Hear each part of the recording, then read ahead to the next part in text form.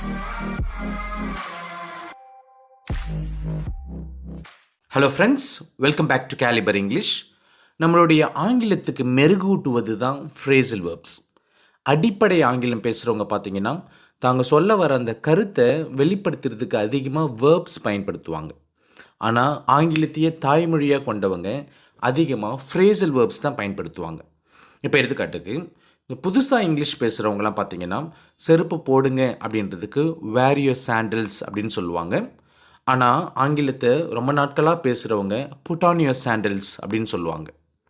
புதுசாக பேசுகிறவங்க பார்த்தீங்கன்னா, செருப்பை கழட்டுங்க அப்படின்னு சொல்கிறதுக்கு ரிமூவ் யுவர் சாண்டல்ஸ் அப்படின்னு சொல்லுவாங்க. ஆனால் அவங்க பார்த்தீங்கன்னா டேக் ஆஃப் யுவர் சாண்டல்ஸ் அப்படின்னு சொல்லுவாங்க. இவங்க வால்யூமை குறைங்க அப்படின்றதுக்கு ரெடியூஸ் த வால்யூம் அப்படின்னு சொல்லுவாங்க. ஆனால் அவங்க டேர்ன் டவுன் த வால்யூம் அப்படின்னு சொல்லுவாங்க. இவங்க வால்யூமை கூட்டுங்க அப்படின்றதுக்கு இன்க்ரீஸ் த வால்யூம் அப்படின்னு சொல்லுவாங்க. ஆனால் அவங்க டேர்ன் அப் த வால்யூம் அப்படின்னு சொல்லுவாங்க.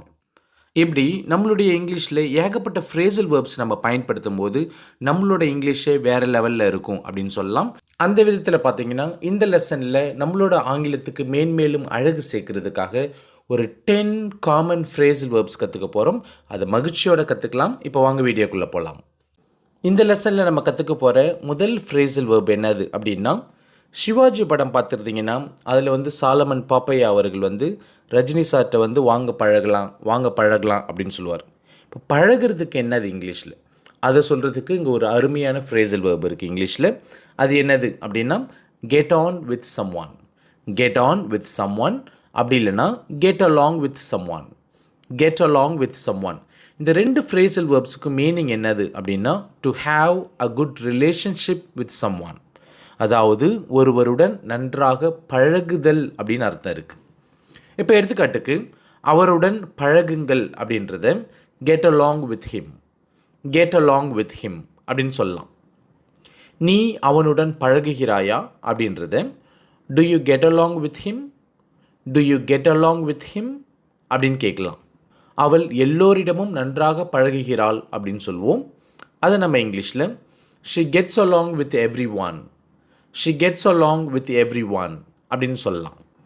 அவள் எங்களுடன் பழகுவதில்லை அப்படின்னு சொல்லுவோம். அதை நம்ம இங்கிலீஷில் she doesn't get on with us, she doesn't get on with us அப்படின்னு சொல்லலாம். நாங்கள் அண்மையில் நன்றாக பழகி கொண்டு வருகிறோம் அப்படின்னு சொல்லுவோம். அதாவது ரீசெண்டாக நாங்கள் எங்களுக்குள்ளே எந்த பிரச்சனையும் இல்லை, நாங்கள் நல்லா தான் பழகிக்கிறோம் அப்படின்னு சொல்லுவோம். அதை நம்ம இங்கிலீஷில் we have been getting along recently, we have been getting along recently அப்படின்னு சொல்லலாம். நீ ஏன் மற்றவங்க கூட பழகுறதில்லை அப்படின்னு கேட்போம். நீ ஏன் மற்றவர்களுடன் பழகுவதில்லை. அதை நம்ம இங்கிலீஷில் why are you not getting on with others, why are you not getting on with others அப்படின்னு கேட்கலாம். இரண்டாவது பார்த்தீங்கன்னா, come across somebody அல்லது come across something. ஸோ இதுதான் ஃப்ரேசல் வேர்ப். ஸோ இதுக்கான மீனிங் என்னது அப்படின்னு பார்த்தீங்கன்னா, to find someone or something by chance. அதாவது ஒருவரை எதேச்சையாக சந்தித்தல், ஒன்றை எதேச்சையாக பார்த்தல், அதாவது பிளான் பண்ணாமல் எதிர்பாராத விதமாக ஒருவரை சந்தித்தல் அல்லது ஒன்றை பார்த்தல் அப்படின்னு அர்த்தம். இப்போ எடுத்துக்காட்டுக்கு, நான் நேற்று அவரை எதிர்பாராத விதமாக சந்தித்தேன் அப்படின்றத I came across him yesterday, I came across him yesterday அப்படின்னு சொல்லலாம். என்னுடைய ஆசிரியர் ஒருவரை நான் எதேச்சையாக ரயில் நிலையத்தில் பார்த்தேன் அப்படின்றத I came across one of my teachers at the railway station, I came across one of my teachers at the railway station அப்படின்னு சொல்லலாம். என்னுடைய நண்பர் ஒருவரை நான் எதேச்சையாக வரும் வழியில் பார்த்தேன் அப்படின்றத I came across one of my friends on the way, I came across one of my friends on the way அப்படின்னு சொல்லலாம். இந்த பழைய புகைப்படங்களை நான் சமீபத்தில் எதேச்சையாக பார்த்தேன் அப்படின்றத I came across these old photos recently, I came across these old photos recently அப்படின்னு சொல்லலாம். Number 3, put something off. Put something off means to postpone something. ஒரு நிகழ்ச்சியை தள்ளி வைத்தல் அல்லது ஒத்தி வைத்தல் அப்படின்னு சொல்லலாம். தள்ளி வைக்கிறது ஒத்தி வைக்கிறதுன்னு ரத்து பண்ணுறது கிடையாது, மாறாக டேட்டை தள்ளி போடுறது, ஒத்தி போடுறது, அவ்வளோதான். இப்போ எடுத்துக்காட்டுக்கு, மழை காரணமாக ஆட்டம் ஒத்தி வைக்கப்பட்டுள்ளது அப்படின்றத the match has been put off due to rain, the match has been put off due to rain அப்படின்னு சொல்லலாம். மீட்டிங் ஒரு வாரம் தள்ளி போடப்பட்டுள்ளது அப்படின்றத the meeting has been put off for a week. The meeting has been put off for a week அப்படின்னு சொல்லலாம். அவளுடைய சகோதரர் அமெரிக்காவிலிருந்து திரும்பி வரும் வரை அவள் தன்னுடைய திருமணத்தை ஒத்தி வைத்துள்ளாள் அப்படின்றத she has put off her wedding until her brother returns from America.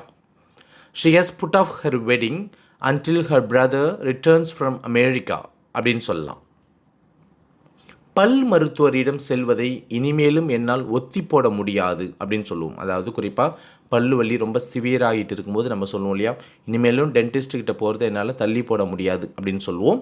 அதை நம்ம இங்கிலீஷில் I can't put off going to the dentist any longer. I can't put off going to the dentist any longer அப்படின்னு சொல்லலாம். குழந்தை பெற்றுக்கொள்வதை அவர்கள் தள்ளி போட முடிவு செய்துள்ளனர். They have decided to put off having a baby. They have decided to put off having a baby. The fourth one, call off something. Call off something. அதாவது put of something அப்படின்னா ஒத்தி வைத்தல் அல்லது தள்ளி போடுதல் அப்படின்னு சொல்லியிருந்தேன். ஆனால் கால் ஆஃப் சம்திங் அப்படின்னா ரத்து செய்தல் அப்படின்னு அர்த்தம். It means to cancel or abandon an event. For example, மழை காரணமாக நிகழ்ச்சி ரத்து செய்யப்பட்டது அப்படின்றத the programme was called off because of rain. The programme was called off because of rain அப்படின்னு சொல்லலாம். மழையின் காரணமாக ஆட்டம் ரத்து செய்யப்பட்டது அப்படின்றத the match was called off due to rain. The match was called off due to rain அப்படின்னு சொல்லலாம். பனிமூட்டம் காரணமாக இன்றைய போட்டி ரத்து செய்யப்பட்டுள்ளது அப்படின்றத Today's match has been called off because of the misty weather. Today's match has been called off because of the misty weather அப்படின்னு சொல்லலாம். அரசியல்வாதிகள் கடைசி நேரத்தில் போராட்டத்தை கைவிட்டனர் அப்படின்னு சொல்லுவோம். அதுக்கு நம்ம இங்கிலீஷில் the politicians called off the strike at the last minute. The politicians called off the strike at the last minute அப்படின்னு சொல்லலாம். Number 5, put up with someone. Put up with someone means to tolerate or accept someone who behaves unpleasantly or annoys without complaining. அதாவது சிலர் பார்த்திங்கன்னா ரொம்பவே அன்பிளசண்ட்டாக behave பண்ணுவாங்க, நம்மளுக்கு எப்போ பார்த்தாலும் எரிச்சல் மூட்டிகிட்டே இருப்பாங்க. பட் இருந்தாலும் அவங்கள சகித்து கொண்டு இருத்தல் அல்லது அவங்களையும் ஏற்றுக்கொள்ளுதல் அப்படின்னு அர்த்தம். இப்போ இதுக்கு தமிழ் மீனிங் பார்த்திங்கன்னா ஒருவரை சகித்து கொண்டு இருத்தல் அப்படின்னு சொல்லலாம், அல்லது ஒருவருடன் பல்ல கடிச்சிக்கிட்டு இருக்கிறது அப்படின்னு சொல்லுவோம், அப்படி சொல்லலாம். அல்லது ஒருவருடன் தாக்கு பிடிச்சிட்டு இருக்கிறது அப்படின்னு சொல்லுவோம். அப்படி இல்லைன்னா ஒருவரை பொறுத்து கொள்ளுதல் அப்படின்னு சொல்லலாம். இப்போ எடுத்துக்காட்டுக்கு வேறு வழி இல்லை, இன்னும் ஒரு வாரத்துக்கு நான் பல்ல கடிச்சிக்கிட்டு அவள் கூட இருக்கணும் அப்படின்னு சொல்லுவோம். வேறு வழி இல்லை, இன்னும் ஒரு வாரத்திற்கு நான் அவளுடன் பல்லை கடித்து கொண்டு இருக்க வேண்டும் அப்படின்றத there is no other go. I have to put up with her for another week. There is no other go. I have to put up with her for another week அப்படின்னு சொல்லலாம். நீ அவளை எப்படி சகிச்சுக்கிட்டு இருக்கிற அப்படின்னு தெரியல அப்படின்னு சொல்லுவோம். நீ அவளை எப்படி சகித்து கொண்டு இருக்கிறாய் என்று எனக்கு தெரியவில்லை அப்படின்றத I don't know how you put up with her. I don't know how you put up with her அப்படின்னு சொல்லலாம். நீங்கள் எப்படி அவரிடம் தாக்கு பிடித்து கொண்டிருக்கிறீர்கள், நீங்கள் எப்படி அவர்கிட்ட தாக்கு பிடிச்சிட்டு இருக்கீங்க, அதை நம்ம இங்கிலீஷில் how do you put up with him. How do you put up with him அப்படின்னு கேட்கலாம். அதே போல் பார்த்தீங்கன்னா புட் அப் வித் சம்திங் அப்படின்னா to tolerate or to accept an unpleasant or annoying situation or experience without complaining. எப்படி ஒரு மனிதர்கிட்ட நம்ம பொறுத்துக்கிட்டு அவரை சகிச்சுக்கிட்டு இருக்கிறோமோ அதே போல் ஏதாவது ஒரு எக்ஸ்பீரியன்ஸாக இருக்கலாம் அல்லது சிச்சுவேஷனாக இருக்கலாம், நமக்கு பிடிக்காத ஒரு எக்ஸ்பீரியன்ஸ் அல்லது சிச்சுவேஷனாக இருக்கலாம், அதையும் பொறுத்து கொண்டு இருத்தல் அப்படின்னு அர்த்தம். அதை சகித்து கொண்டு இருத்தல் அப்படின்னு அர்த்தம். ஸோ ஒன்றை தாக்கு பிடித்து கொண்டு இருத்தல் அல்லது ஒன்றுடன் பல்லை கடித்து கொண்டு இருத்தல் அப்படின்ற மீனிங்லாம் இந்த ஃப்ரேசல் வேர்புக்கு இருக்குது. இப்போ எடுத்துக்காட்டுக்கு என்ன செய்கிறது, இந்த சத்தத்தில் நான் பொறுத்துக்கிட்டு தான் இருக்கணும் அப்படின்னு சொல்லுவோம். குறிப்பாக அந்த ரயில்வே ஸ்டேஷன் பக்கத்தில் வசிக்கிறவங்களுக்கெலாம் அந்த ட்ரெயின் சவுண்டு அதிகமாகவே இருக்கும் இல்லையா. இப்போ எப்படி சொல்லலாம் அப்படின்னா what to do, I have to put up with all this noise. What to do, I have to put up with all this noise அப்படின்னு சொல்லலாம்.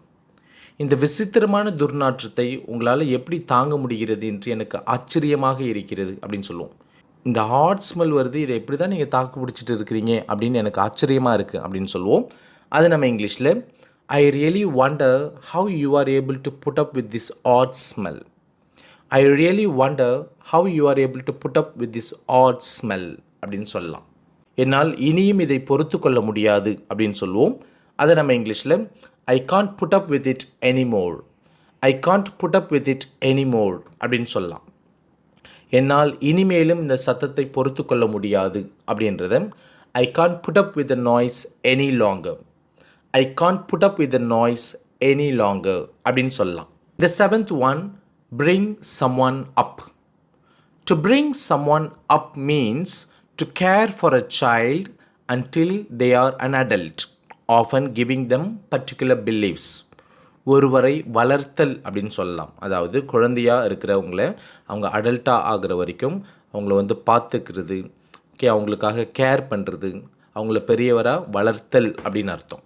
இப்போ எடுத்துக்காட்டுக்கு என்னை என்னுடைய அத்தை வளர்த்தார்கள் அப்படின்றத my and brought me up. My and brought me up அப்படின்னு சொல்லலாம். என்னுடைய தந்தை என்னை மிகவும் கண்டிப்போடு வளர்த்தார் அப்படின்றத my father brought me up very strictly.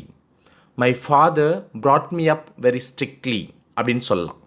அவனுடைய பெற்றோர்கள் அவனை நன்றாக வளர்த்துள்ளார்கள் அப்படின்னு சொல்லுவோம். அதை நம்ம இங்கிலீஷில் his parents have brought him up well. his parents have brought him up well அப்படின்னு சொல்லலாம். நான் திருச்சியில் தான் பிறந்து வளர்ந்தேன் அப்படின்னு சொல்லுவோம்.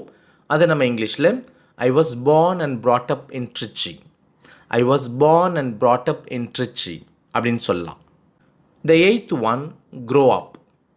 Grow up means to gradually become an adult. So bring someone upனா ஒருவரை வளர்த்தல் அப்படின்னு அர்த்தம். பட் grow up மீன்ஸ் பெரியவராக வளருதல், நாம் வளருதல் அப்படின்னு அர்த்தம்.